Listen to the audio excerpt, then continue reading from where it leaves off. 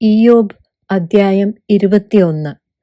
അതിന് ഇയ്യോബ് ഉത്തരം പറഞ്ഞതെന്തെന്നാൽ, എന്റെ വാക്ക് ശ്രദ്ധയോടെ കേൾപ്പിൻ, അത് നിങ്ങൾക്ക് ആശ്വാസമായിരിക്കട്ടെ. നിൽപ്പിൻ, ഞാനും സംസാരിക്കട്ടെ. ഞാൻ സംസാരിച്ചു കഴിഞ്ഞിട്ട് നിനക്ക് പരിഹസിക്കാം.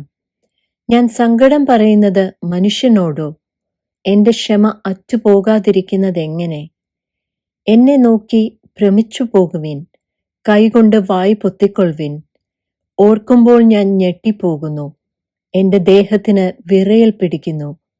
ദുഷ്ടന്മാർ ജീവിച്ചിരുന്ന് വാർദ്ധക്യം പ്രാപിക്കുകയും അവർക്ക് ബലം വർദ്ധിക്കുകയും ചെയ്യുന്നത് എന്ത്?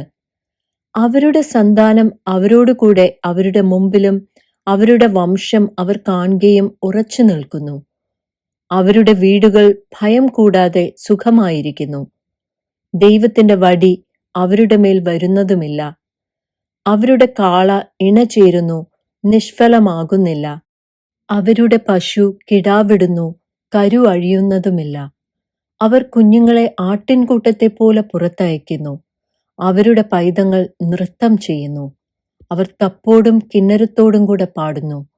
കുഴലിന്റെ നാദത്തിങ്കൽ സന്തോഷിക്കുന്നു. അവർ സുഖമായി നാൾ കഴിക്കുന്നു. മാത്ര കൊണ്ട് പാതാളത്തിലേക്ക് ഇറങ്ങുന്നു. അവർ ദൈവത്തോട്, ഞങ്ങളെ വിട്ടുപോക, നിന്റെ വഴികളെ അറിവാൻ ഞങ്ങൾ ആഗ്രഹിക്കുന്നില്ല. ഞങ്ങൾ സർവശക്തനെ സേവിപ്പാൻ അവൻ ആർ? അവനോട് പ്രാർത്ഥിച്ചാൽ എന്തു പ്രയോജനം എന്നു പറയുന്നു. എന്നാൽ അവരുടെ ഭാഗ്യം അവർക്ക് കൈവശമല്ല. ദുഷ്ടന്മാരുടെ ആലോചന എന്നോട് അകന്നിരിക്കുന്നു. ദുഷ്ടന്മാരുടെ വിളക്ക് കെട്ടുപോകുന്നതും അവർക്ക് ആപത്ത് വരുന്നതും ദൈവം കോപത്തിൽ കഷ്ടങ്ങളെ വിഭാഗിച്ചു കൊടുക്കുന്നതും എത്ര പ്രാവശ്യം! അവർ കാറ്റിനു മുമ്പിൽ താളടി പോലെയും കൊടുങ്കാറ്റ് പറപ്പിക്കുന്ന പതിർ പോലെയും ആകുന്നു. ദൈവം അവന്റെ അകൃത്യം അവന്റെ മക്കൾക്കായി സംഗ്രഹിച്ചു വെക്കുന്നു. അവൻ അത് അനുഭവിക്കേണ്ടതിന് അവന് തന്നെ പകരം കൊടുക്കട്ടെ. അവന്റെ സ്വന്ത കണ്ണ് അവന്റെ നാശം കാണട്ടെ. അവൻ തന്നെ സർവശക്തന്റെ ക്രോധം കുടിക്കട്ടെ. അവന്റെ മാസങ്ങളുടെ സംഖ്യ അറ്റുപോയാൽ തന്റെ ശേഷം തന്റെ ഭവനത്തോട് അവൻ എന്ത് താല്പര്യം? ആരെങ്കിലും ദൈവത്തിന് ബുദ്ധി ഉപദേശിക്കുമോ?